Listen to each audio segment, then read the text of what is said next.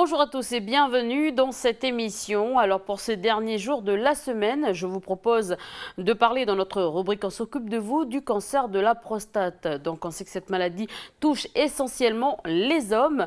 Donc on en dit un peu plus dans notre rubrique On s'occupe de vous avec Anna Chiron. Ensuite pour notre rubrique C'est sport, Jamie nous parle d'une discipline, le VAA. Et enfin d'émission. Donc pour terminer ce sommaire, nous parlerons donc du festival Pikinini qui s'est déroulé à Pointe-Dimy, donc le festival Pikinini qui se décentralise cette année. Donc on en parle dans notre rubrique Demandez le programme avec Chloé Yentaou. Mais pour l'heure, je vous propose de retrouver l'invité du jour.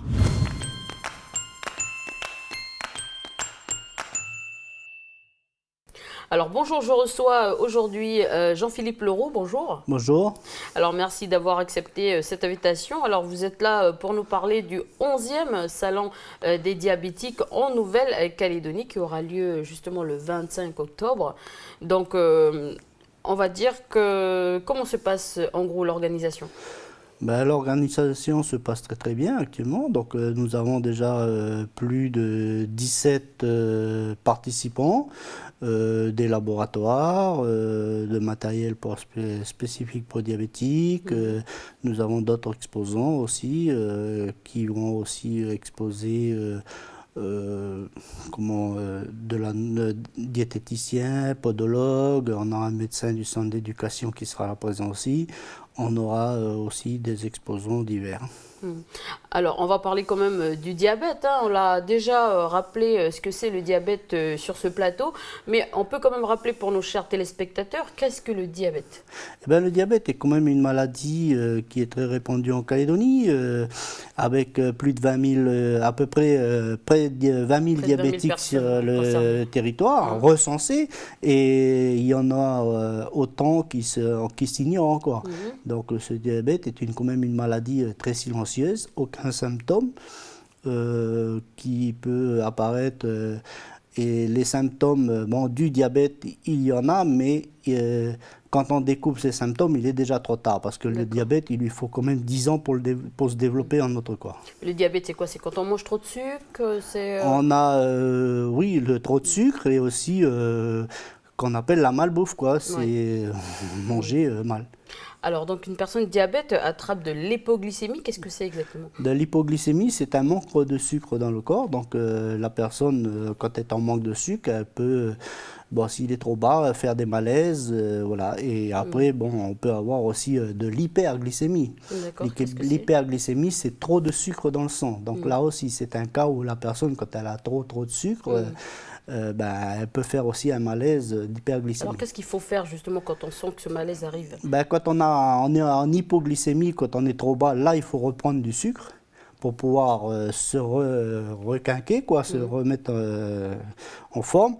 Et quand c'est l'hyperglycémie, là, c'est tout de suite les urgences et puis de faire de l'insuline et puis tout ça pour faire rebaisser le sucre. Alors tout à l'heure vous avez parlé de la malbouffe, donc ici en Nouvelle-Calédonie on va dire les fast-food se multiplient, donc notre malbouffe s'intensifie. Qu'est-ce qu'il faut faire justement? Oui, c'est l'éducation des personnes. Est-ce que la prévention suffit aujourd'hui? La prévention suffit, oui et non, parce que la prévention, voilà, c'est bien d'en parler, ceci, mais il faut la mettre en application après la prévention. Donc les fast-food, voilà, ça se multiplie sur le territoire. Il y a encore un nouveau qui va s'ouvrir sur le Mont d'Or. Il y a déjà le panneau du permis de construire affiché, donc voilà. Mais il n'y a pas, on peut dire aussi, il n'y a pas que le fast-food, parce que le problème de la malbouffe, c'est d'essayer de manger équilibré, c'est-à-dire de prendre son assiette et de la diviser en trois. C'est une partie protéines, une partie légumes verts et la partie féculent. Le féculent, c'est pareil, il nous faudra une portion, donc les portions pour une personne diabétique ou normale, ce serait l'équivalent d'un bol de riz chinois, quoi. D'accord. Donc voilà. Manger 5 fruits et légumes par jour, c'est le slogan à respecter. C'est du slogan à respecter, mais c'est du blabla. Alors manger, on va dire manger mieux, bouger plus. Donc dans ce slogan, il y a quand même l'effort physique qu'on comprend dans ce slogan. Donc comment on éduque les personnes à justement effectuer de l'effort physique. C'est vrai qu'on pense à ça quand on est, on va dire, malade ou on est atteint déjà d'une maladie. Et là, le docteur nous dit de faire justement de l'effort physique. Comment on éduque, on va dire, les personnes à justement faire du sport pour la santé? Eh ben, l'activité physique n'est pas forcément de faire du sport. Faire son jardin, faire le ménage. Voilà, on peut faire le jardin, le ménage, laver la voiture, une promenade, de la marche, aller à la pêche pour les hommes, à la chasse, voilà. Moi, je sais que bon, des fois sur les îles, j'ai une mamie, une fois, elle me dit, mais mon fils, comment veux-tu que je fasse moi à mon âge du sport? Je dis, mais mamie, qu'est-ce que tu aimes faire? Et puis elle me dit, moi j'aime bien voilà, faire mon ménage à la maison, puis après aller faire mon petit jardin. J'ai dit, mais voilà, ça c'est une activité physique. Elle me dit, ah bon? Parce que bon, beaucoup de gens, pour eux, activité physique, c'est sport. Mais non, pas du tout. Alors, combien d'heures, par exemple, dans la journée? Ben, il est conseillé de faire minimum une demi-heure par jour. D'accord. Alors, le gouvernement donc passe un message, hein, manger moins de sel aujourd'hui. C'est quoi? Manger moins de sucre? Est-ce que vous avez eu des discussions avec les institutions? Oui, on a eu des discussions avec les institutions. Bon, le sel, c'est bien. Bon, le sel n'est pas trop méchant encore. Bon, il n'est pas méchant pour le diabète, si, quand même, parce que bon, le sel est plutôt là pour toucher plutôt les reins, tout ce qui est artériel, quoi, les vaisseaux sanguins, tout ça. C'est ce qui peut être l'hypertension pour le sel. Mais le plus gros souci qu'il va falloir mettre en place, ce sera ce sucre. Alors, où est-ce qu'on est aujourd'hui au niveau des recherches médicales concernant le diabète? Les recherches médicales pour le diabète, actuellement, bon, on est sur des recherches... Est-ce qu'on peut guérir? Est-ce qu'on peut améliorer la maladie? Non, on ne pourra pas la guérir, non, je ne pense pas encore. La stabiliser, oui, déjà, on peut la stabiliser même naturellement, avec une activité physique, un repas équilibré, et voilà, et puis bien sûr son traitement, là, on peut bien l'équilibrer, le diabète, et vivre avec, il n'y a pas de souci. Est-ce que le matériel reste le même aujourd'hui? Le matériel reste le même, oui, bien sûr. Mais bon, il y a des nouveautés. Là, on en parlera encore au salon d'un nouveau appareil qui va arriver sur le territoire sur le mois de janvier ou février. Qui sera un avantage pour les personnes diabétiques. Donc on espère qu'il sera peut-être pris en charge par nos institutions. Pour l'instant sur l'Europe, il vient de sortir en métropole, mais il n'est pas pris en charge. C'est un appareil que... il n'aura plus besoin de se piquer pour contrôler sa glycémie. D'accord. Alors, comment ça s'appelle cet appareil? Donc, si vous avez envie d'en savoir plus, rendez-vous le 25 octobre. Hein. On en parlera, ça s'appellera le Freestyle Libre. Voilà. C'est un appareil, donc ce sera avec un cathéter, une puce, quoi, et on le prendra, on mettra l'appareil sur la puce. Et c'est une puce qui durera 14 jours. Donc ce sera un gros avantage. Alors justement, vous abordez le sujet de la prise en charge. Être malade, ça a un coût. Où est-ce qu'on en est aujourd'hui? Eh bien, le diabète aujourd'hui est un coût quand même pour la CAFAT, un coût énorme pour la CAFAT parce que ça vaut équivalent à 5,5 milliards à l'année. Donc il représente à peu près entre 265 à 300 000 par personne. Alors nous arrivons presque à la fin. Combien de types de diabète ici en Nouvelle-Calédonie à peu près pour parler de diabète? Le type de diabète, on a le type 1 qui est insulinodépendant, on a le diabète de type 2 et on a le diabète gestationnel et aussi un autre diabète qui est rare, mais bon, c'est le diabète émotionnel. Et toutes les 3 provinces sont concernées? Toutes les 3 provinces sont concernées. Et c'est alarmant, près de 20 000 personnes? Oh oui, très alarmant. Et encore, on découvre de plus en plus. Alors, le dernier mot est pour vous. Un message à passer justement aux Calédoniens pour venir justement à ce rendez-vous le 25 octobre. Oui, le 25 octobre. Vous pouvez nous rappeler le lieu également. Le 25 octobre, le salon du diabète se fera au centre culturel de Païta cette année. Nous avons désiré le délocaliser et il n'y a pas que sur Nouméa, donc on veut tourner un peu sur toute la Calédonie et faire tous les ans un lieu différent.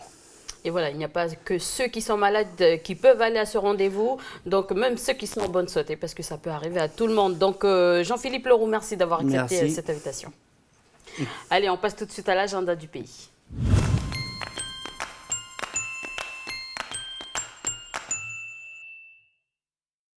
Salut Davina. Salut Elise, ça va ou quoi? Ça va, donc on est prêt pour... c'est vendredi, hein. Tu as encore beaucoup d'informations puisqu'on rappelle que c'est les vacances la semaine prochaine, bien sûr pour les enfants. Tout à fait, je vais commencer en saluant bien sûr nos amis à la maison. Et puis comme tu disais, toujours la tonne et la tonne d'informations en vue des vacances scolaires qui s'annoncent.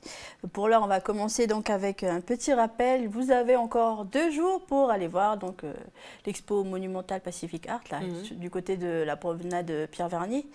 Voilà, on rappelle juste ce que c'est l'exposition en plein air de sculptures géantes réalisées par des artistes d'ici et du Pacifique d'ailleurs. D'ailleurs, ces œuvres sont à acquérir, donc avis aux amateurs de sculpture. Quant à nous, on continue avec une autre actualité du jour.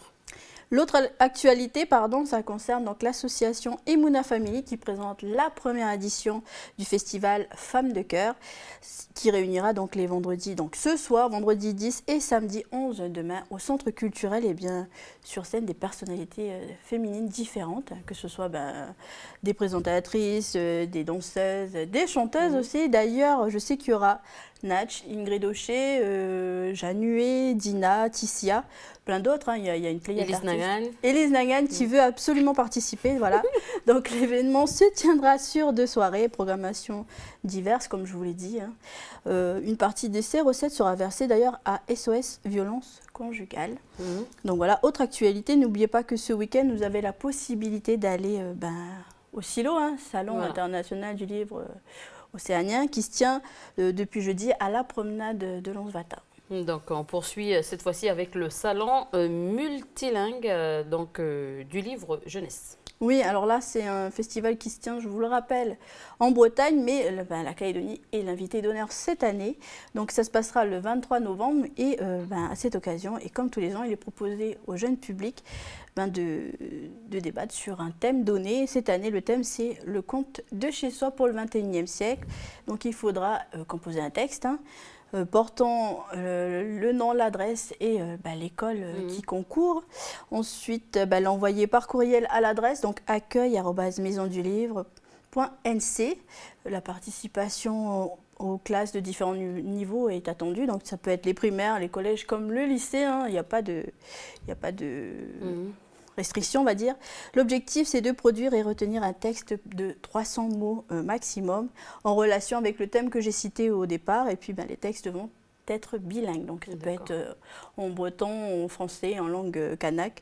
C'est à vous de choisir.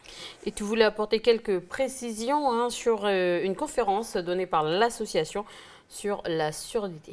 Oui, voilà, donc je voulais revenir sur l'Association pour la surdité en Nouvelle-Calédonie qui organise une conférence jeudi 16 octobre. Donc ça regroupera une centaine de personnes autour du thème la surdité, quel choix pour les sourds. Sachez malheureusement que cette conférence n'est ouverte qu'aux professionnels de santé ainsi qu'aux institutions.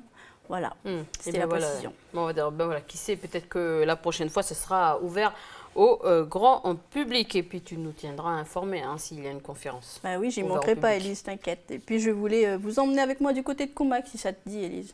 J'adore le nord et j'adore l'extrême nord, donc je suis prête à te suivre jusqu'à Koumak si tu veux. Pas de souci, viens avec moi, on va aux journées culturelles et artisanales organisées par l'association des femmes Tamois Nouroumouak. Donc cette journée aura lieu le samedi 25 octobre, donc c'est dédié à Jacinthe. Pour ceux qui souhaitent avoir des renseignements, le numéro à composer, le 98 61 04. Au programme, différentes animations, il y aura notamment un stand d'intervenants, vous pourrez rencontrer des éducateurs, des assistants sociaux, des psychologues.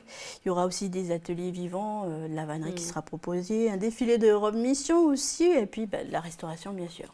Et ensuite, on parle des différentes coupures de courant sur le pays, donc information importante, soyez à l'écoute. Oui, alors on va y aller gaiement parce que la liste est longue, donc on va commencer du côté de Puebo sur les tribus de Paalo, Diawé, Yamboué et la région partie sud.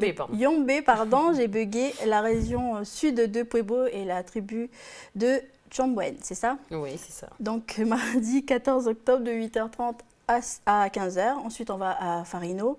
Sur la route transversale de Fokola et sur la région de Fokola aussi, il y aura une coupure. Donc mardi 14 de 8h à 14h. Et puis, direction l'extrême, donc à Poum, sur les régions d'Arama, mercredi 15 octobre, de 8h30 à 14h30. Et puis, toujours du côté de Farino, il y aura aussi une coupure sur la région de Bafarino, mercredi 15, de 8h à midi. Ensuite, on va à Marais, plus précisément, l'ensemble de la commune est concerné par cette information. Jeudi 16, coupure de 8h à 14h.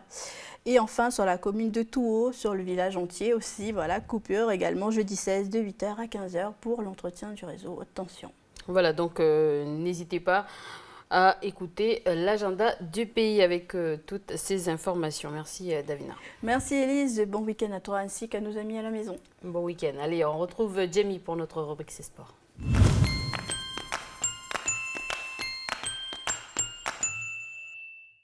Bonjour Jamie, alors aujourd'hui nous allons parler de VAA et notamment d'une équipe pas comme les autres, le Mont d'Or, Shell VAA. Voilà, c'est ça. Bonjour Elise et bonjour à tous. C'est une équipe championne du monde, les vétérans du Mont d'Or Shell VAA, double championne du monde en V6. Ils l'ont fait à Rio au Brésil. Ils étaient attendus déjà champions en titre il y a 2 ans. Ils se sont déplacés donc pour défendre justement ce titre et c'est chose réussie puisqu'ils sont revenus avec une nouvelle médaille d'or. Ils deviennent ainsi double championne du monde en 2 années consécutives. Pas facile, Élise, quand tu es en face des Calédoniens, des Néo-Zélandais, mais surtout des Tahitiens qui dominent sans conteste la discipline. Mais en gagnant une 2e fois cette médaille d'or, nos vétérans prouvent qu'on peut aussi compter sur eux pour justement bousculer cette hiérarchie. Alors, est-ce que cela signifie que notre VAA se porte bien? Alors, c'est une discipline qui est arrivée il y a une dizaine d'années maintenant, qui a connu une ascension fulgurante en termes de licenciés, du nombre de licenciés, mais également au vu des compétitions qui ont été organisées depuis l'arrivée du VAA ici au pays. Mais il y a surtout eu cette organisation de la Coupe du Monde ici au pays qui a montré aux yeux des Calédoniens que c'est une discipline qui a su se faire une place dans le monde sportif calédonien, mais d'être aussi l'un des sports les plus prisés des Calédoniens. On écoute tout de suite Richard Drouet, le président de la Ligue calédonienne de VAA. Et alors en termes de licenciés, on est à plus de 650 licenciés pour cette année. En termes d'objectifs, actuellement les prochains objectifs ce sont donc les Jeux du Pacifique qui vont se dérouler en Papouasie-Nouvelle-Guinée en août 2015 et dans 2 ans après ce seront les championnats du monde de vitesse qui se dérouleront sur la Sunshine Coast dans la ville de Moulou-là-bas. Donc après tout ce travail de fond qui va se faire en termes d'entraînement, de regroupement, de sélection de jeunes et de seniors, on va le faire déjà pour la préparation de la Papouasie-Nouvelle-Guinée des Jeux du Pacifique. Et donc tout ce qu'on va récupérer en termes de qualité de rameurs, on va le retrouver dans 2 ans pour les championnats du monde. Donc on essaye actuellement de redynamiser un petit peu tous les clubs avec ce qui s'était passé à Rio. Repartir, si vous voulez, comme Mont d'Or Shell a ramené quand même avec le club de Touapin, ils ont ramené une belle médaille d'or en vétéran. Donc maintenant, on va essayer de faire avoir de très bons résultats en junior et en senior. Face à l'engouement croissant du nombre de participants, des clubs ont été créés ainsi que de multiples compétitions. Et pourtant, Élise, on s'aperçoit que son développement, son rayonnement est limité qu'à certaines zones, je dirais, du pays. Richard Drouet, président de la Ligue calédonienne de VAA. Écoutez, la discipline se porte bien. Le côté positif, c'est sur la province sud. La discipline se porte très bien. Maintenant, je pense qu'il faut réorganiser le comité province nord, qui est un petit peu en sommeil. On a 2 ou 3 éléments qu'on a déjà contactés, des anciens rameurs qui venaient de Nouméa, un président de club maintenant qui a remonté un club dans le nord, du côté de Koumak. Et on espère, si vous voulez, que tout ce groupe entre Koumak, Koné et Pointe-d'Imier se regroupe dans une bonne entente pour pouvoir redynamiser le championnat de province nord. Quant à la province des îles, il y a toujours un seul club, le Djéhoukhénou Club à Lifou, qui tourne très bien aussi, mais on aimerait bien dynamiser également, créer d'autres clubs sur Ouvéa et sur Marais. Alors le fait qu'il y ait un manque de clubs dans le nord et dans les îles et que seules les équipes du sud, on va dire, participent au championnat, donc est-ce qu'on peut dire que ce championnat ou le champion plutôt en titre, est-ce que c'est représentatif? C'est vrai que participer à un championnat où il n'y a que des équipes du sud et pas assez de clubs en grande terre ou plutôt dans le nord et dans les îles. Dire d'une équipe qu'elle est championne, c'est un peu contestable puisque la majeure partie des équipes qui participent à ce championnat, ce sont uniquement des équipes du Sud. Donc on pourrait dire que ce n'est pas un champion de Calédonie, mais un champion du Sud. D'accord. Voilà, on pourrait dire ça comme ça, mais Oui, c'est un ça. problème qu'a connu un peu toutes les disciplines. Je reprends toujours avec le football, pardon, à un moment donné, on se retrouvait avec un champion de Calédonie où les équipes du Sud avec un championnat où les équipes des îles, pardon, ne pouvaient pas participer. Au final, seules les équipes du Nord et du Sud y participaient. Donc une nouvelle formule a été mise en place, justement pour qu'on ait un champion de Calédonie digne du nom et non pas un champion du Nord et des îles. Et une nouvelle formule qui, on connaît tous, ce sont les playoffs. Où il y a un championnat ce sont des finales en fait où les deux meilleures équipes du Nord et des îles se rendent dans le Sud pour faire un mini-championnat entre les champions du Sud. Et c'est là, à partir de là, on pouvait avoir un champion de Calédonie parce que voilà, il y avait des équipes des îles et également des équipes du Nord. Et à un moment donné, je sais que l'année dernière, avec l'ancien président de la Ligue calédonienne de VA, il voulait mettre en place justement cette formule qu'il y ait un championnat dans le Nord, un championnat dans les îles et également dans le Sud. Et une fois que ces championnats arrivent à leur fin, une fois que l'on connaît le premier de chaque province, ils se rencontrent justement en une seule course pour nommer ce champion territorial. Donc voilà, c'est une idée qui a été évoquée justement par rapport au fait qu'il y ait trop de déplacements pour les équipes du Nord de descendre dans le Sud ou les équipes des îles, pareil, qui fassent le déplacement, ça revient, c'est quand même assez cher de descendre, déjà de payer les billets, mais également avec le matériel. Donc du coup, il avait pensé à cette nouvelle formule, que chaque équipe reste dans ses provinces, dans ses zones respectives pour justement assister à participer au championnat province Nord, championnat province Île, championnat province Sud. Et une fois que l'on connaît les premiers, ils se rencontrent. Et de là, après, on a le champion en titre. Voilà, c'est une idée qui a été évoquée en début d'année par l'ancien président, sachant que là, maintenant, ils ont connu quelques péripéties qui a donné lieu à un nouveau bureau avec un nouveau président, Richard Drouet en l'occurrence. En tout cas, on espère que les choses vont mieux s'organiser au niveau de ce championnat. Voilà. Et en tout cas, on espère qu'avec cette médaille d'or et les participations donc, en Coupe du Monde, ça va donner envie aux Calédoniens intéressés de se rapprocher des clubs. Voilà, Élise, de se rapprocher des clubs ou d'en créer dans le Nord et dans les îles, justement pour remédier aux problèmes que tu viens d'évoquer à l'instant. Et puis espérer un jour participer à une Coupe du Monde, ça c'est vraiment un rêve qui pourrait se réaliser, ou plutôt, je dirais, le fruit de travail, de longues heures d'entraînement, de glisse sur l'eau, mais également de l'entraînement à terre, en muscu ou en faisant un petit footing. C'est ce qu'a fait le Mont-d'Or Shell de VA. Quel est le secret pour ramener une médaille d'or? Je vous propose de découvrir la réponse dans ce reportage.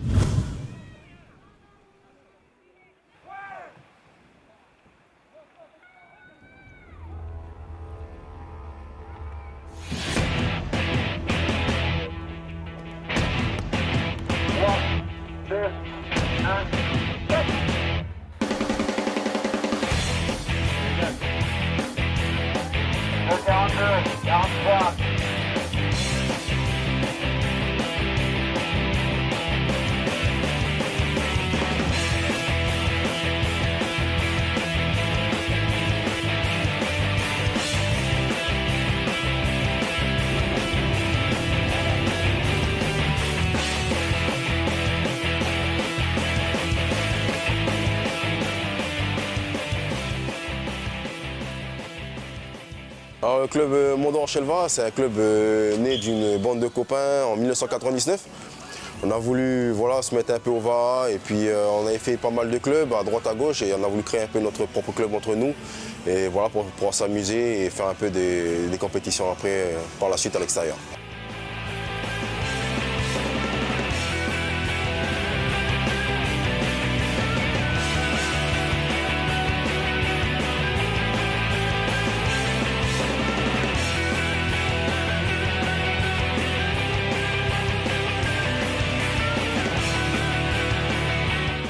Au bout bout de 15 ans de VA, ben, on est content d'être champion du monde. Là, donc j'ai même des doubles champions du monde dans le club, parce qu'il y a une première équipe qui était partie à Calgary, qui avait fait déjà champion du monde. Il manquait les Tahitiens, donc voilà, on est reparti un peu cette année pour les affronter et voir un peu ce que ça allait donner et remettre un peu notre titre en jeu. Jusqu'à maintenant, voilà, on a fait des médailles un peu partout, quoi. On a fait le championnat de France en 2009, championnat de Calédonie, et Calgary, on a fait médaille de bronze, aux 1500 mètres. Et ben, cette année, c'était la consécration, quoi, aux médailles d'or.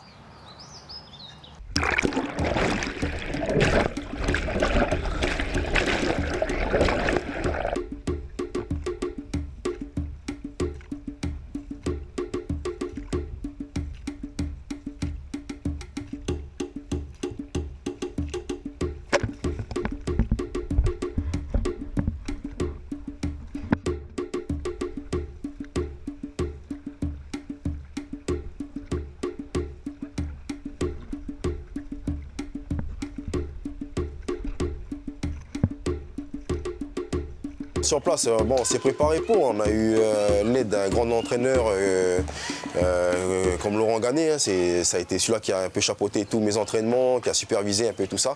Donc on se doutait qu'on allait dans le trio de tête. Maintenant, après, sur place, on attendait la première course pour voir ce qu'on allait donner.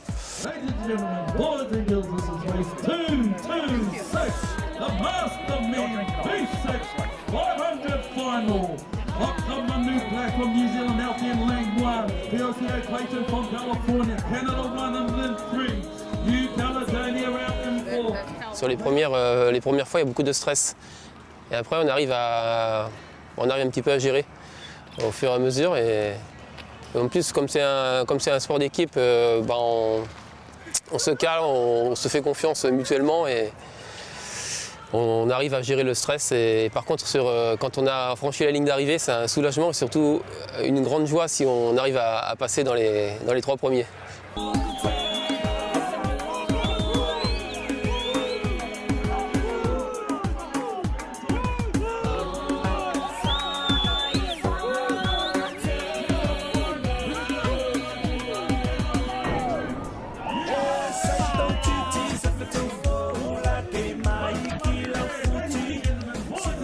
Dominateur, bon, c'est surtout Tahiti, les grands favoris, multiples champions du monde. L'équipe hawaïenne, néo-zélandaise, vice-champion du monde. Les Hawaïens toujours dans le podium, dans le top 5. Il fallait se méfier aussi des Brésiliens, grands favoris de cette année. Et voilà, aussi une petite. La France en soupçonnait un peu. Voilà un peu pour les grandes nations. Écoute, sur place, c'est vraiment très bien passé, super ambiance, chaleureux, ambiance brésilienne. Tout le monde, voilà, ça se donnait la main, fair play, vraiment bon contact, bon échange, vraiment super ambiance, quoi. C'est sûr, c'est grandiose et ça nous permet de voir du pays aussi, du monde, voir comment les autres vivent.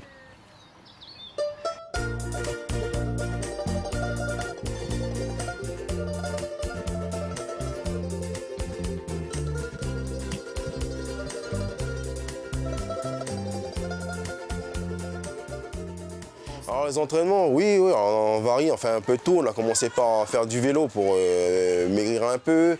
On a fait un petit peu de footing, on a fait un peu de musculation chez un copain qui a bien voulu prêter sa salle, avec des haltères bien... C'est vraiment rudimentaire avec 3 haltères, un banc et puis une barre. Voilà, ensuite donc musculation et puis de la rame, quoi. Entraînement tous les soirs, tous les samedis, voilà, c'est assez chargé, mais bien vraiment du spécifique. C'est le spécifique qui a vraiment fait la différence. Les uns et les autres, on n'avait pas envie de se décevoir, on faisait des efforts pour être au niveau des autres en fait, pour rester, voilà. Oui, préparation préparation physique, préparation mentale, psychologique, il fallait vraiment préparer, il fallait être bien prêt. On ne peut pas aller sur un champion du monde les mains dans les poches sans entraînement. Hein. L'entraînement paye et c'est ce qui s'est passé pour nous.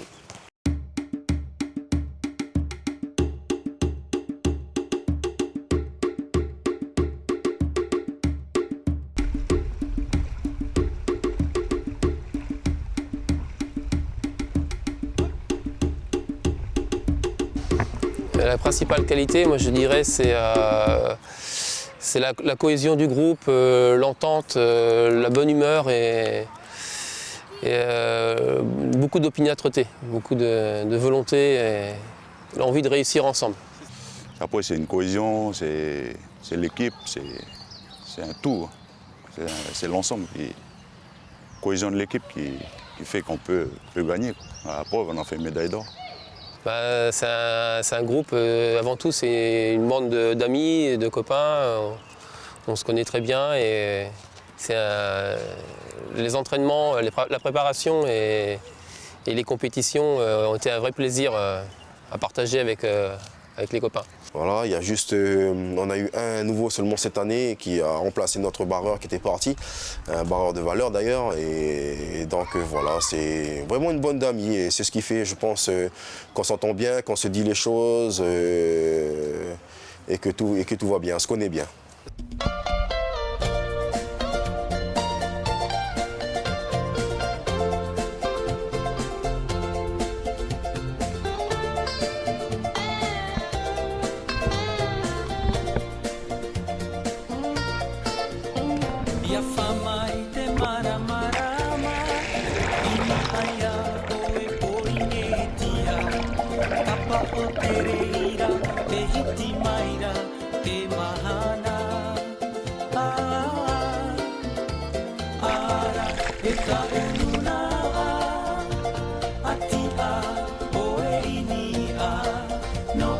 Je pense que maintenant les portes sont ouvertes. Je pense que la Calédonie maintenant peut franchir le rang mondial et puis s'afficher, ne plus avoir peur de Tahiti, parce que c'était la grosse valeur sûre de Tahiti.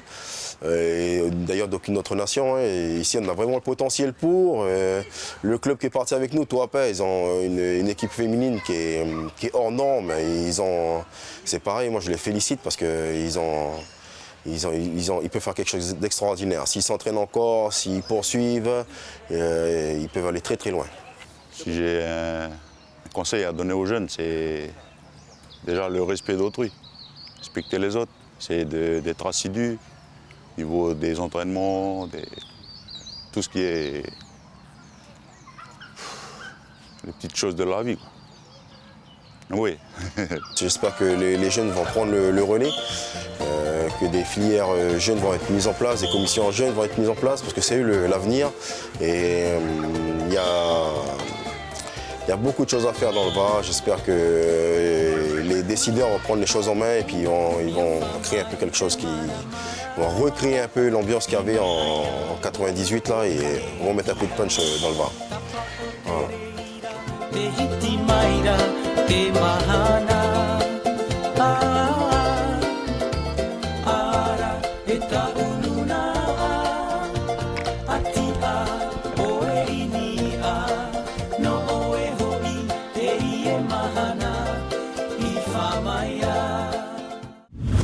Voilà, donc on vient de voir un entraînement. Est-ce que tu pourrais nous rappeler les grandes lignes de ce sport de glisse? Alors tu viens de le dire, Élise, comme c'est un sport de glisse, eh bien déjà il faut avoir de bonnes bases sur la connaissance de la mer. Puis c'est toujours un bon début, comme on dit. Le VA, c'est un sport qui peut se pratiquer en individuel avec la V1 ou par équipe en V3, V6 et V12. Si on aime l'état d'esprit, tant mieux.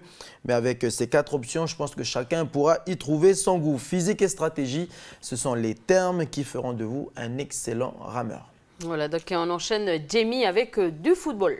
Voilà, du football et notamment les demi-finales qui se sont déroulées samedi dernier. 4 équipes, 2 matchs pour 2 malheureux perdants et surtout 2 beaux finalistes. Inutile de vous rappeler les noms de ces 2 finalistes, mais je vous propose tout de suite un retour en arrière sur les moments forts de ces 2 rencontres.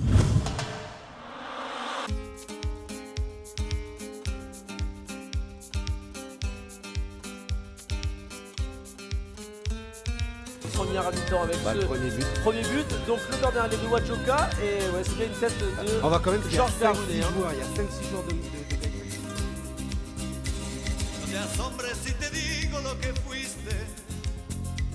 una ingrata con mi pobre corazón, porque el fuego de tus lindos ojos negros alumbraron el camino de otro amor. Pensar que te adoraba tiernamente a tu lado como nunca me sentí. Y por esas cosas raras de la vida, sin el beso de tu boca yo me vi. Amor de mis amores, reina mía. Ça va taper la barre transversale. Il est battu et derrière, la frappe. Voilà une petite séquence des moments forts des deux demi-finales qui se sont déroulées samedi dernier au stade Nouma Deli. J'espère que derrière vos écrans, vous avez pu apprécier ce petit moment d'évasion et puis j'espère qu'Elise aussi a pu apprécier. Oui, j'ai apprécié, j'adore le foot depuis le fameux match inter-entreprise qu'on a effectué. C'est vrai que là, ce jour-là, on avait découvert que tu avais des talents de footballeur. En tout cas, pour la finale, que le meilleur gagne. Voilà, on va dire ça. Voilà, une finale qui se déroulera le 1er novembre dans le stade mythique de Nouma Deli, là où il y a du foot, mais pas que. Voilà, merci Jamie. Merci Elise et merci à vous à la maison. Allez, on retrouve notre amie Anna pour notre rubrique On s'occupe de vous.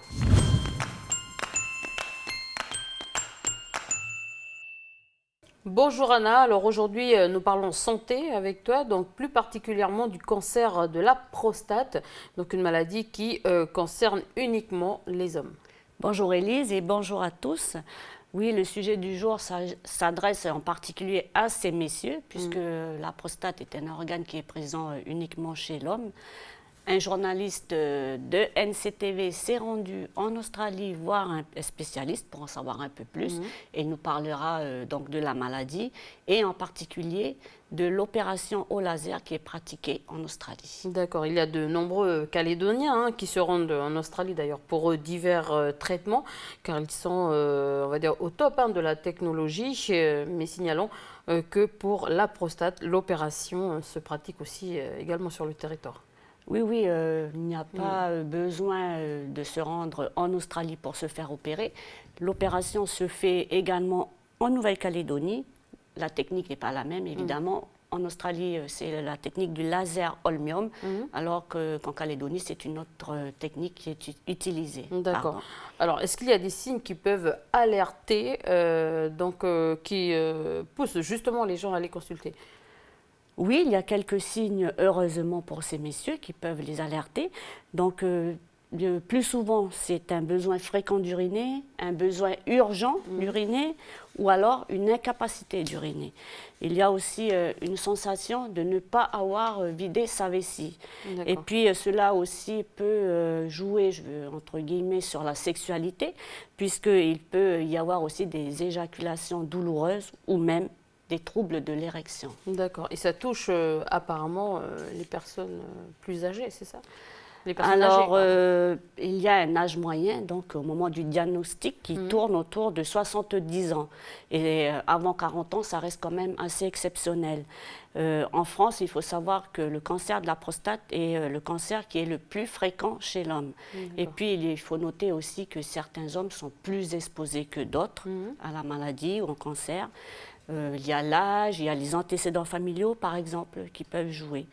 Voilà un peu, en gros, en ce qui concerne un peu les infos sur la prostate.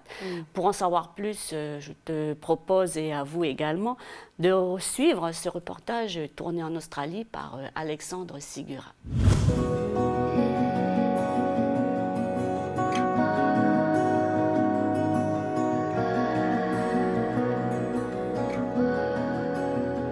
Since the year 2000, St Vincent's Hospital have taken the decision to invest in a holmium laser, which is a new technology designed to improve outcomes for men with prostate enlargement.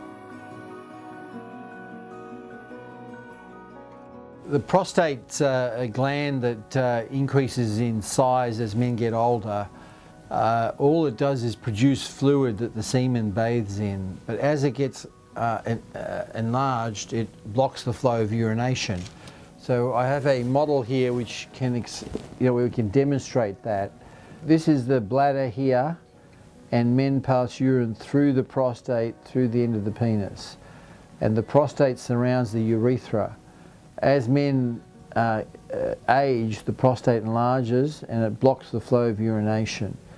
And this is what causes symptoms in men where they have to push and strain, they have the feeling incomplete emptying, and they have what we call urge incontinence, where they have to rush and sometimes lose control of urination.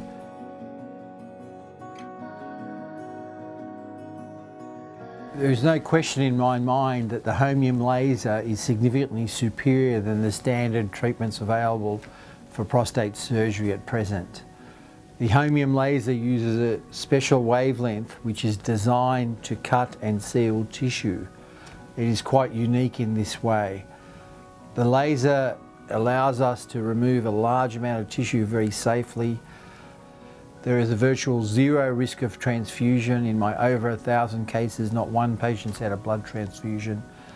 We are able to put a much smaller catheter in after the operation than a standard TURP, and in my view, it is a much safer procedure than a standard TURP.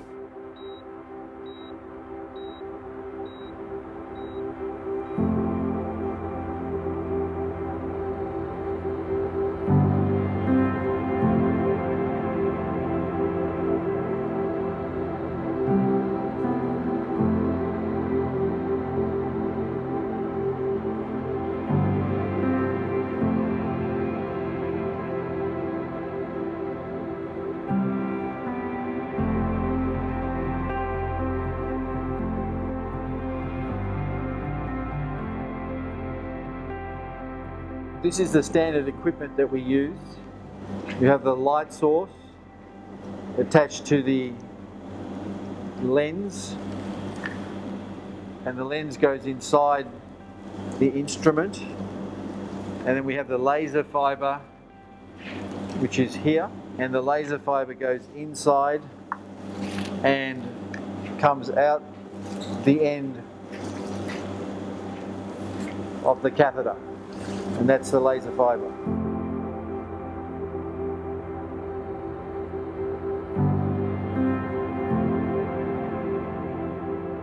And what we do is put this instrument inside.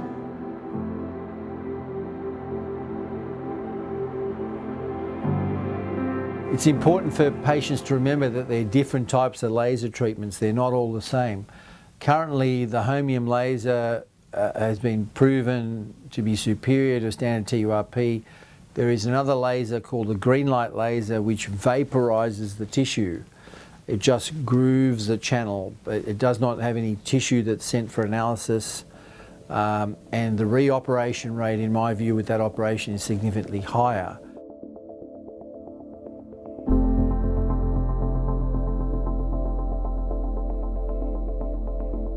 First thing we do is do an inspection and see what the anatomy is. And this is the prostate pushing across. That's a laser there. You can see it coming out. So we just wear laser glasses to protect anyone's eyes in case the laser is released accidentally, but the risk is very, very, very low. But this is an extra precaution.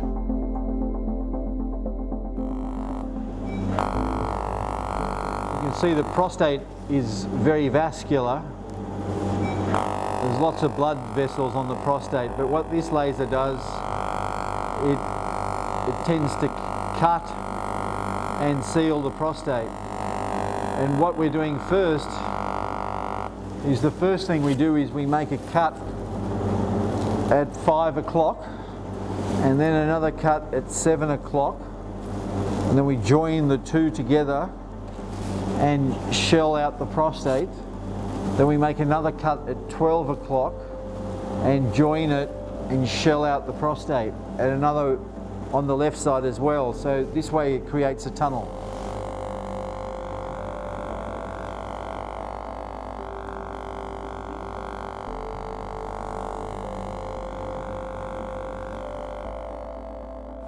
During the surgery, it's obviously very important to be holding all your equipment properly. We use a camera, and generally I stabilize the camera with my left hand, so we've always got the horizontal correct. And with the right hand, you move your laser instrument and fiber so that you can groove the prostate according to where you want it. Everything is magnified these days in most centers, so we, instead of having a small little view, as was done many, many years ago. These days we put a camera on the end of the lens and we have a very big magnified view in theatre that we operate. So the operation's done under a large amount of magnification. This is the morcellator, which is an additional bit of equipment that we use with the laser. The laser, as I described before, cuts and seals, gives a clear channel for you to pass urine. We then have to take the tissue out, and this is a morcellator which slices the tissue. It makes the procedure much quicker, and so we can do much larger prostates and remove the tissue much quicker. What happens with this is it sucks the tissue on and then slices it rapidly, removes it, and this is where the suction and the tissue gets trapped. So in here is all the tissue that we remove from the prostate. These are the foot pedals with the suction that sucks the tissue onto the morcellator, and this button here with the foot pedal slices it into little pieces.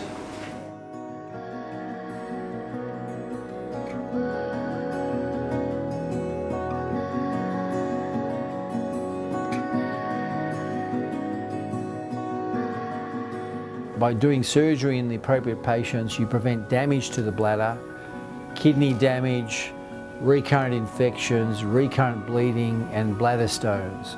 So taking into account the improvement that you get in your symptoms and the prevention of illness, I think it is very, very important for men to at least get checked and have assessments, see their local doctor and their local urologist, get an ultrasound perhaps of the kidney and bladder and a flow test, and double check that there's no problems with their prostate, and also even get a PSA test to assess for the risk of prostate cancer.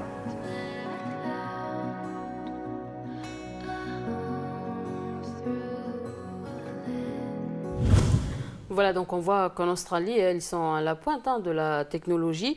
Et par rapport au suivi post-opératoire, comment ça se passe ? Alors, après l'opération, le patient reste encore 2 nuits à l'hôpital. On lui pose un cathéter. Alors, un cathéter, c'est un tube fin qui est introduit dans la vessie, qui sert tout simplement à rincer les fluides qui se trouvent encore à l'intérieur de la vessie. Lors d'une opération qu'on dit standard, donc qui n'est pas faite au laser, eh bien, on utilise un cathéter qui est plus épais, donc un peu plus inconfortable pour le patient, et puis il peut aussi laisser des cicatrices. À noter que donc avec cette opération au laser, il est plus fin, plus confortable pour le patient, et puis surtout, il ne laisse pas de cicatrices, et on le garde moins longtemps. Voilà, donc cette technique au laser a beaucoup d'avantages. Le patient reste moins de temps hospitalisé et se remet rapidement, c'est ça. Oui, c'est un des avantages. Et puis, il y a une autre particularité aussi avec cette technique. Il y a très peu d'absorption de fluide par le corps, car le laser, il coupe, mais en même temps, il scelle. Donc, les veines sont scellées au fur et à mesure de l'opération. Donc, les risques de se faire opérer à nouveau, eh bien, ils sont moindres. D'accord. Bon, ben voilà pour le cancer de la prostate. Donc, merci Anna de nous avoir parlé. Merci pour toutes ces informations. On te dit à bientôt et n'hésitez pas donc à consulter votre médecin si vous avez un doute. Merci Anna. Allez, tata à tous. Allez, on passe tout de suite à notre rubrique Demandez le programme.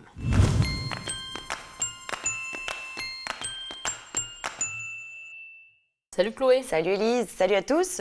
Aujourd'hui, nous revenons sur un festival bien connu des tout-petits. Je parle du festival Piccinini. Alors, je vais te répéter, bien connu des tout-petits et aussi des grands aussi, qui ne boutent pas d'ailleurs leur plaisir. Effectivement Elise, alors ce festival fait aussi le bonheur des plus grands et des parents. Et donc pour cette 3e édition, le festival a eu lieu principalement au centre culturel Chibaou à Nouméa, mais pas que. Effectivement, donc chaque année, le festival Piccinini se décentralise et cette année, il est allé à la rencontre du public de la côte Est. Oui, alors plus précisément à Poindimié, pour la première fois donc cette année. Et c'est Aurélie Chiron qui nous a rapporté ces images. C'était à la Médiathèque Nord, donc à Poindimié. On regarde.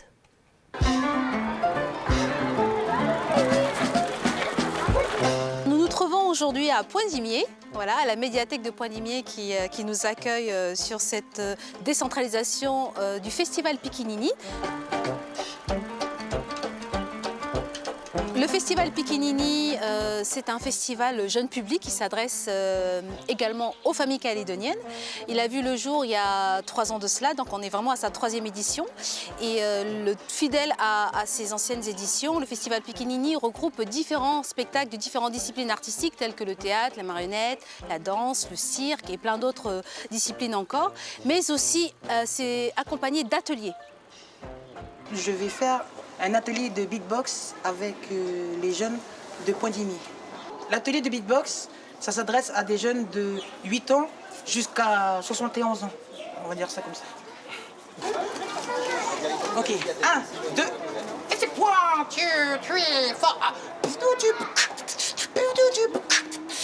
4. Pour moi, c'était intéressant que le jeune spectateur puisse passer aussi par être acteur de ce qu'il voit. C'est-à-dire qu'on pouvait très bien voir un spectacle de danse et en même temps avoir la possibilité de s'initier à ces disciplines artistiques. Bonjour Poindimier. On va vous faire un spectacle où on va mélanger des chansons, des poésies, des contes, des énigmes et des devinettes autour de ce qu'on aime bien tous faire, c'est manger. Quel est le fruit qui est jaune et qui court très vite? Une banane. Il y a des bananes qui courent très vite à Poindimier. Le citron pressé, très bien. Et une petite dernière, il y a 2 pommes de terre, on a vu ça tout à l'heure, qui ont traversé Poindimier, elles marchaient sur le trottoir, tranquille, les pommes de terre. Et puis quand tout à coup, il y en a une qui a traversé la route, mais sans regarder. Et à ce moment-là, il y a un gros pick-up qui est arrivé, il a écrasé la pomme de terre. Qu'est-ce qu'elle a dit, la deuxième pomme de terre?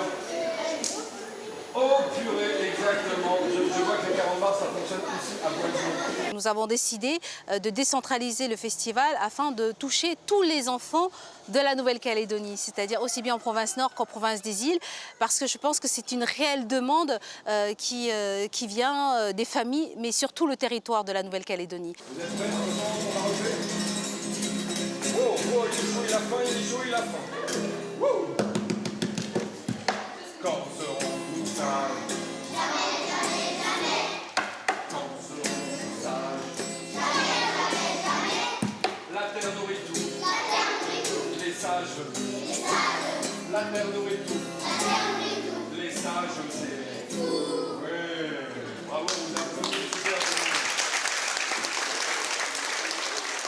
Ici, au centre, à la médiathèque de Poindimier, nous avons essayé de respecter cette idée-là d'atelier de spectacle, mais en version un peu plus mini, en espérant qu'on ait du public qui vienne aujourd'hui et que justement ça fasse une émulation et qu'on pourra d'année en année développer un peu plus ce festival-là sur la côte est, mais aussi sur la côte ouest. Pour avoir des noix de coco, des noix de coco, des noix de coco. Pour avoir des noix de coco, il faut secouer le cocotier. Pour avoir des noix de coco, des noix de coco, des noix de coco. Pour avoir des noix de coco, il faut secouer le cocotier.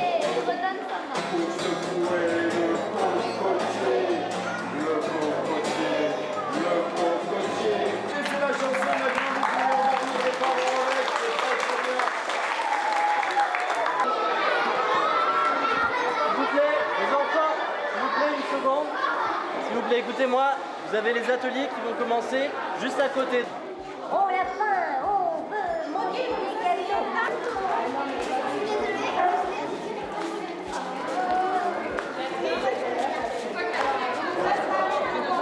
Comment allez-vous? Alors qu'est-ce qu'on va faire aujourd'hui? On va décorer, on va essayer de trouver des petites formes rigolotes pour pouvoir embellir nos petits gâteaux. Vous voyez, là, on peut faire une petite voiture, on peut faire un petit chapeau de Pépito, on peut faire des petits visages là-bas. Et avec votre imagination, vous allez pouvoir créer des choses avec les gâteaux. D'accord? Ok.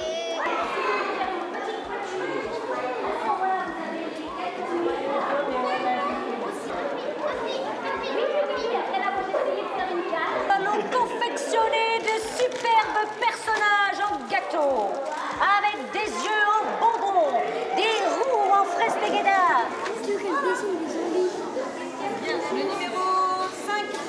Aujourd'hui, c'est vrai que nous avons eu le plaisir d'accueillir pour la première fois une décentralisation du festival Pikinini. Eux, c'est leur 3e édition et nous, c'est la première fois qu'elle le reçoit à Pointe-du-Mier. Et effectivement, il y a eu, c'est un festival qui a beaucoup de succès.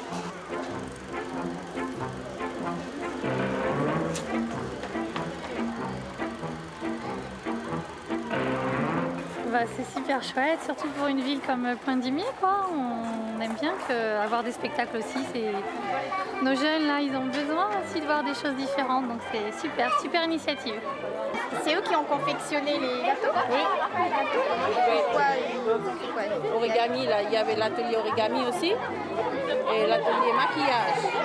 Quand on a présenté tout à l'heure les contes Paroles gourmandes, là, avec les Argonautes, il y a eu à peu près 150 personnes. C'est vrai que si on avait fait dans la salle d'animation, on n'aurait pas fait monter tout le monde, rentrer tout le monde.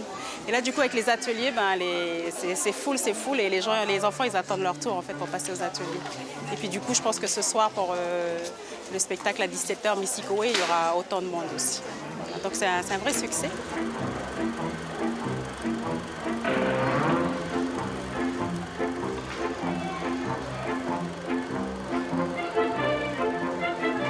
Il y a beaucoup d'enfants et du coup on est un peu débordés et on espère qu'on pourra faire assez d'ateliers pour les enfants qui sont là ou sinon ça veut dire qu'il va falloir prévoir plus l'année prochaine, c'était une première fois donc on est effectivement satisfait de l'engouement des parents et des enfants.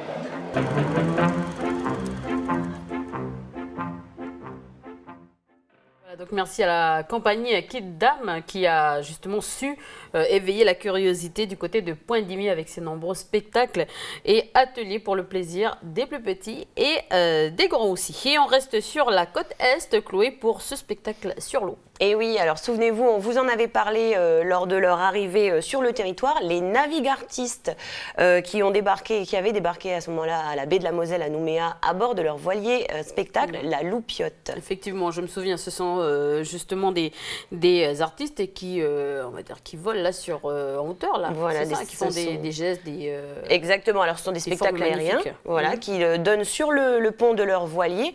Je vous propose qu'on en regarde un petit extrait du sujet qui était passé récemment sur la Loupiote.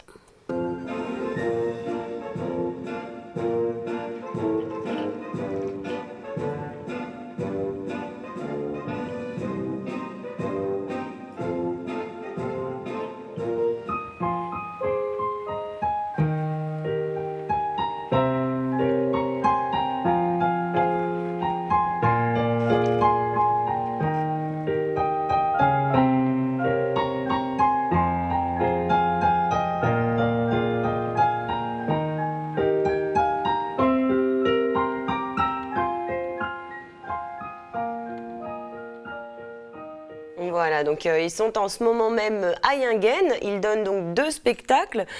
Aujourd'hui même, donc Les Navigateurs, qui est un spectacle plutôt humoristique inspiré du cinéma muet.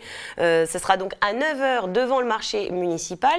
Et puis également le spectacle, le duo poétique entre il et elle. Ce sera à 19h devant le centre culturel de Yingen. Voilà, donc qui devrait ravir les habitants de Yingen qu'en salue au passage. Mais dis-moi, Chloé, est-ce que la Loupiote compte rester dans le secteur pour d'autres représentations? Oui, alors rassurez-vous, si vous habitez dans le coin, des représentations seront prévues également à Touhou, donc ce sera au port de Touhou, mardi 28 octobre, donc Les Navigateurs à 17h et entre il et elle à 18h30.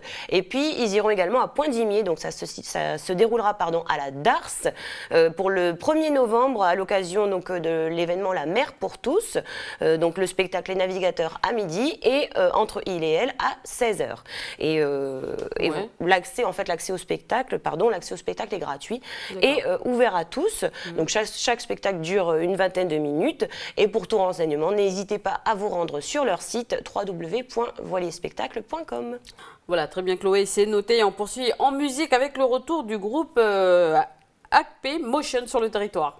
Oui, alors ils étaient déjà venus en novembre dernier et ils reviennent donc presque un an après, invités de nouveau par la FMI.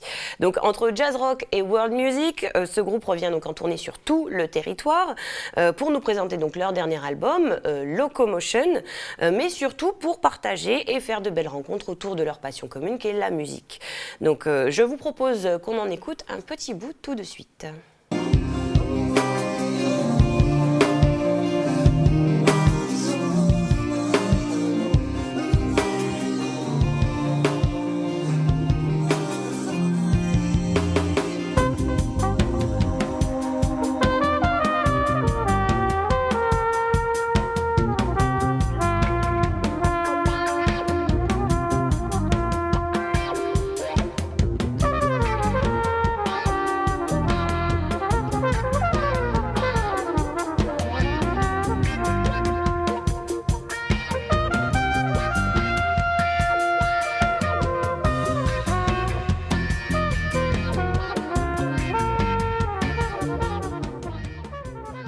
Voilà, donc c'est une tournée très éclectique qu'ils ont entamée sur le territoire, donc en commençant par une résidence à Kumak et à Wegwa avec des artistes locaux.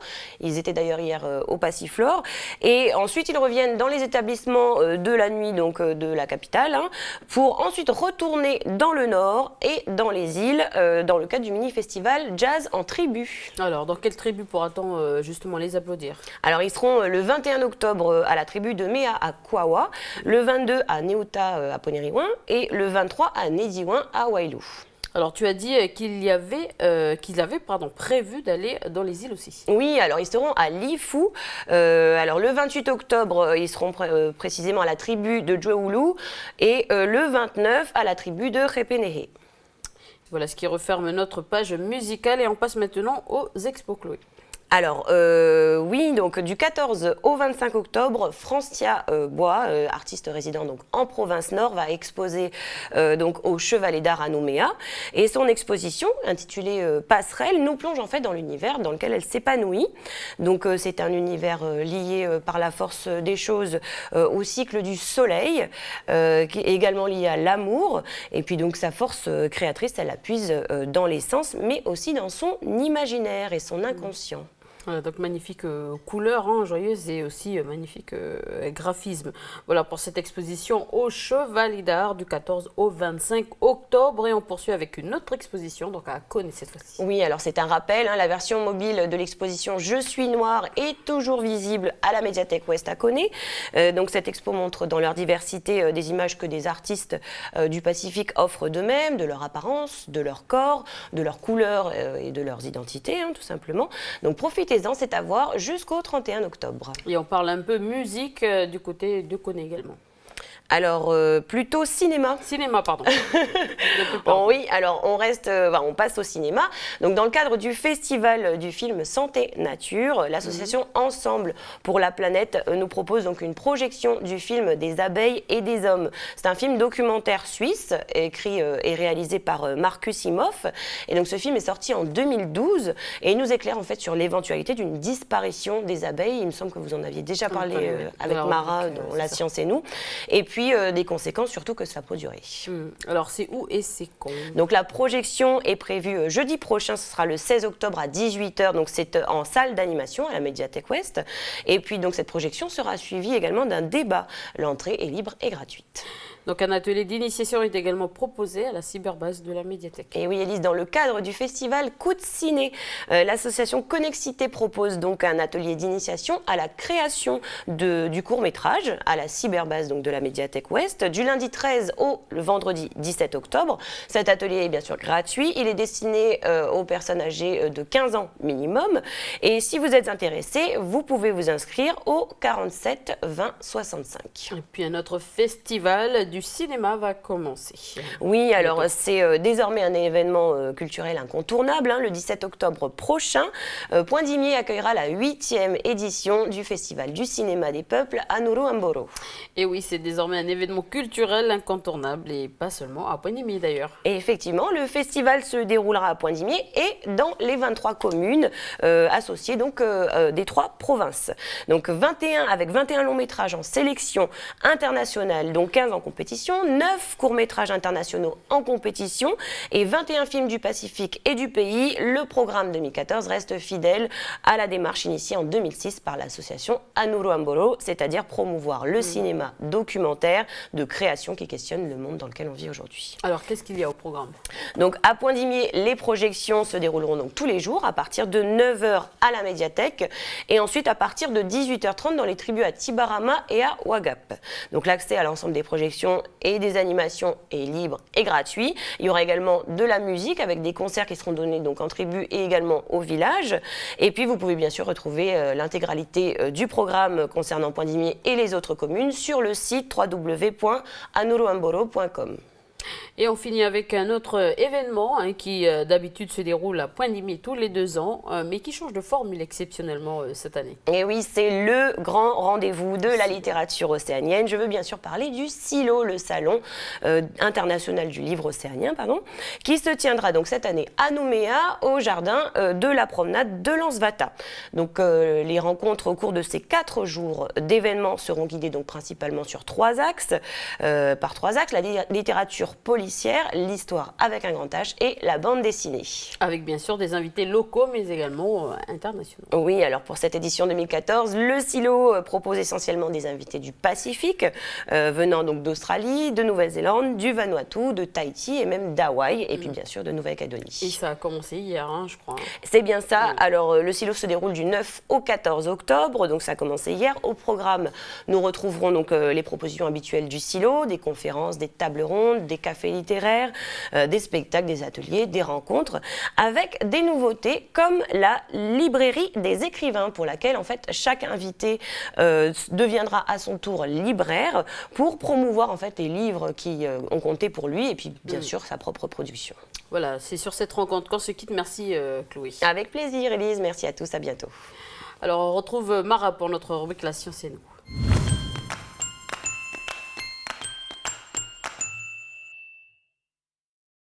Salut Mara. Salut Élise, bonjour à tous. Environ 4 millions de personnes dans le monde sont aveugles. À ce chiffre, il faut également ajouter les 250 millions de personnes qui sont atteintes de déficience visuelle.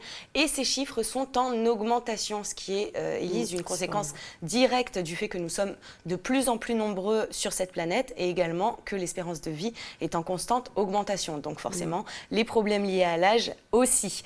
Donc pour toutes ces personnes, des actions aussi anodines que regarder la télévision, lire, travailler, traverser la route sont très compliquées, voire impossibles, tout simplement parce que toutes les installations sont essentiellement conçues pour les personnes voyantes.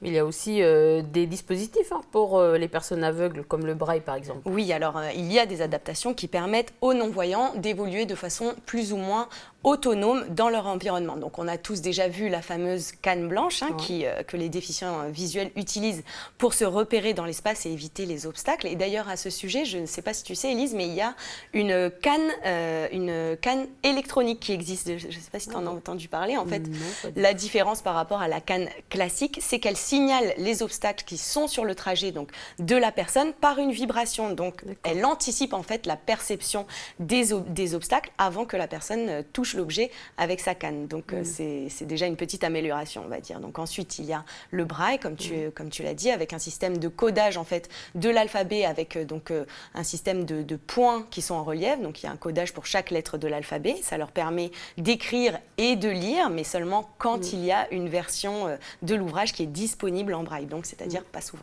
C'est vrai que le braille, c'est bien, mais ça ne résout pas tout, comme par exemple l'utilisation du smartphone. Donc notre monde est constamment en évolution, donc du coup, pour ça, il n'y a pas vraiment de solution. Alors, il y a quand même quelques solutions qui leur sont proposées. Donc, pour les fameux smartphones, il y a des applications qui permettent aux malvoyants et aux aveugles de pouvoir quand même utiliser ces téléphones. Donc, il y a des solutions qui ont été développées, par exemple, des interfaces de synthèse vocale qui indiquent en haut-parleur les actions en cours, les emails et les SMS reçus, ou encore des claviers dont chaque lettre serait associée à un son, en fait. Bon, bah, tant mieux, je ne savais pas.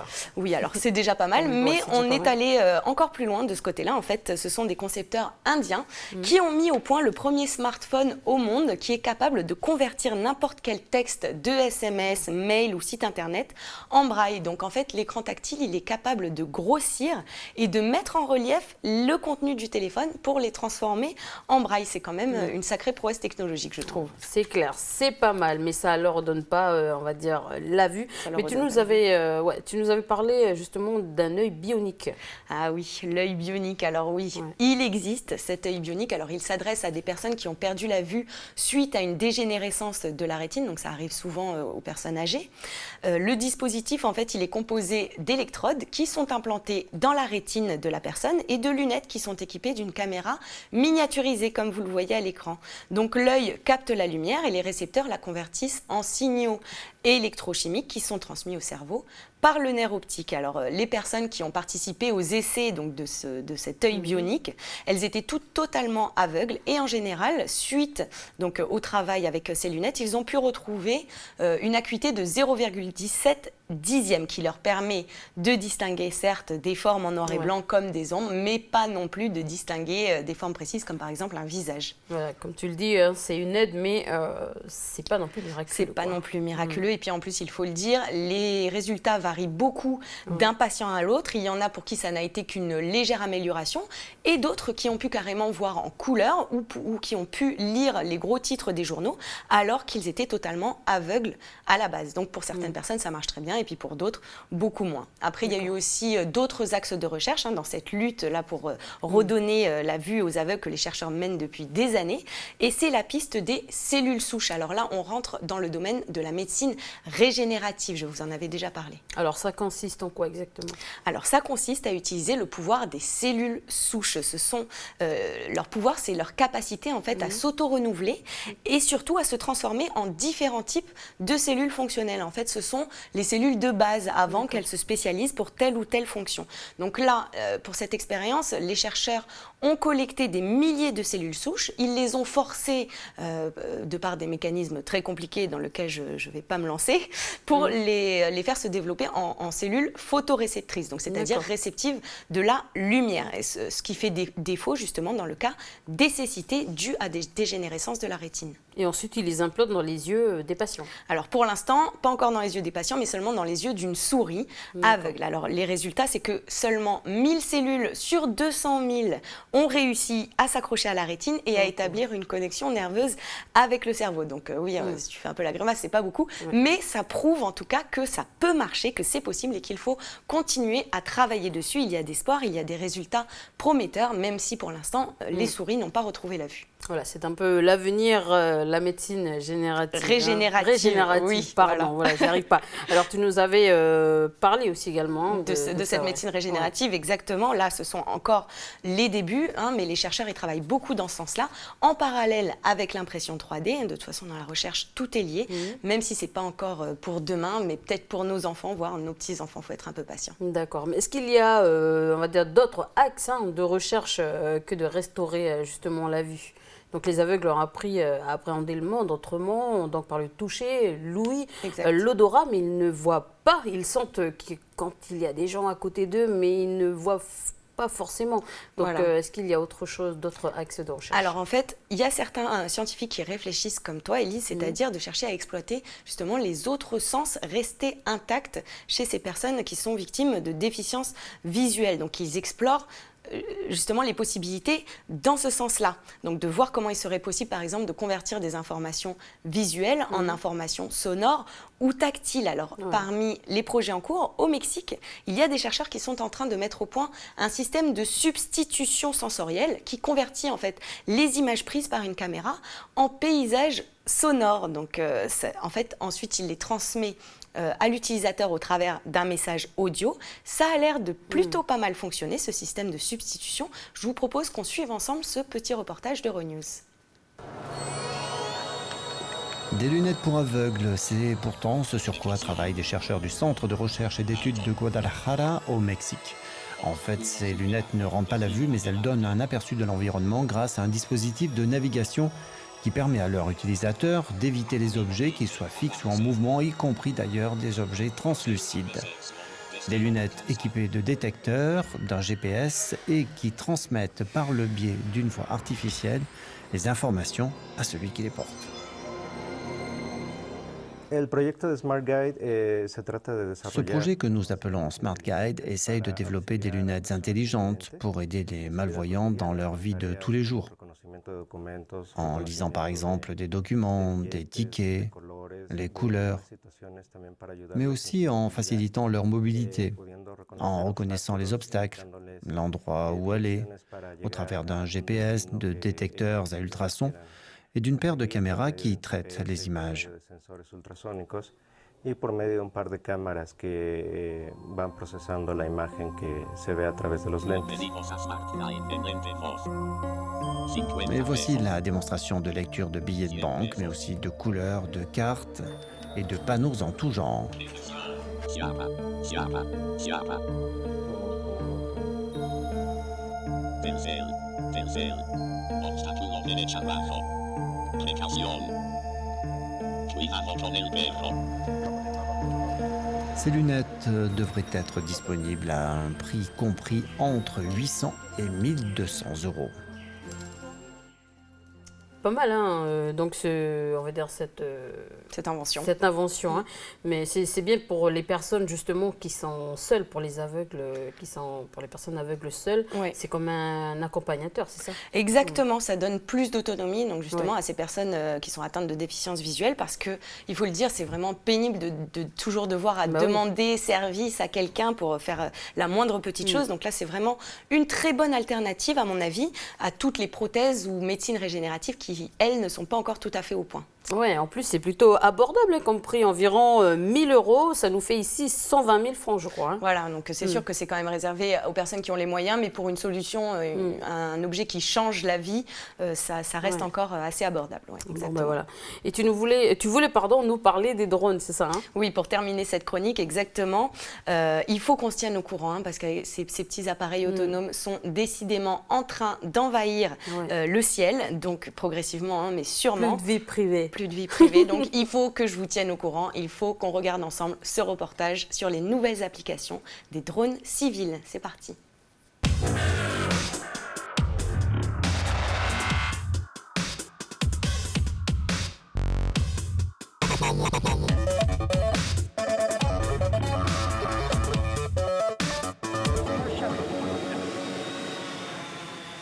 Les drones civils peuvent faire face aux dangers. Ces véhicules sont capables de ramasser et de déplacer des objets ou de construire des structures simples en totale autonomie. Dans cette édition, nous sommes à Séville pour voir comment des ingénieurs testent cette nouvelle technologie. Imaginons que nous devions récupérer un objet dans une zone contaminée, par exemple. Cet engin sans pilote, élaboré par des chercheurs participant à un projet européen, peut apporter une aide précieuse, reconnaître sa cible, la ramasser et la rapporter. Nous avons intégré le contrôle du bras de manipulation au contrôle de l'aéronef lui-même. C'est nécessaire de contrôler les deux choses en même temps. Le robot évalue sa position grâce à un GPS et une caméra. Ces outils permettent au robot de savoir exactement où il se trouve, de détecter des objets puis d'interagir avec eux.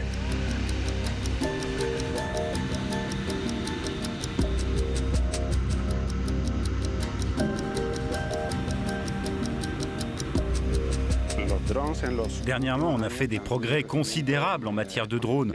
On s'est principalement concentré sur les utilisations liées à la collecte de données. Les engins disposent de caméras et peuvent prendre des images, par exemple. Mais ces 3 ou 4 dernières années, de nouveaux usages sont apparus dans le domaine de l'interaction avec les objets.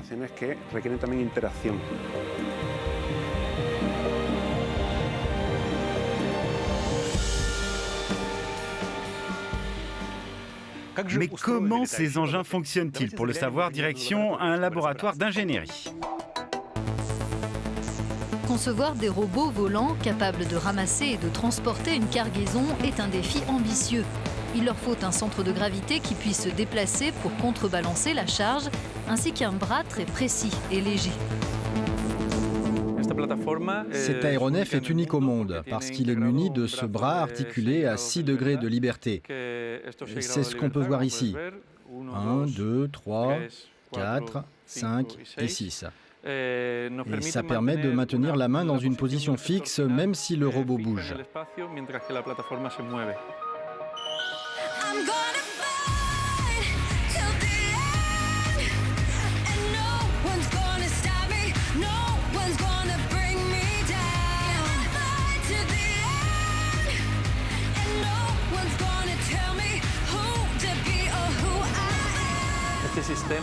Ce système permet d'enregistrer ce que le robot perçoit autour de lui et sa manière de voler, de détecter et de manipuler des objets.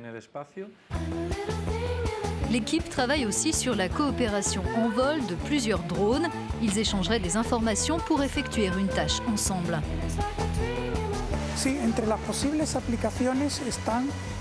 Parmi les applications possibles, il y a le contrôle et la maintenance dans l'industrie, le transport de robots terrestres dans des zones inaccessibles, la construction de plateformes pour évacuer des personnes en cas d'urgence. Mais il en existe beaucoup d'autres, comme les missions spatiales de maintenance des satellites.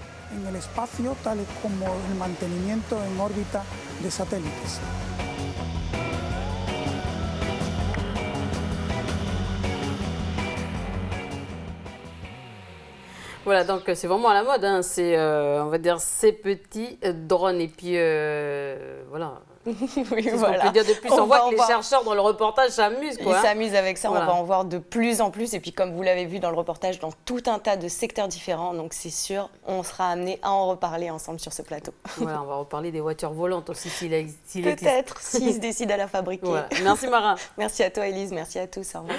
Voilà, c'est avec ces petits objets volants qu'on se quitte. Merci de nous avoir suivis. Tata à tous.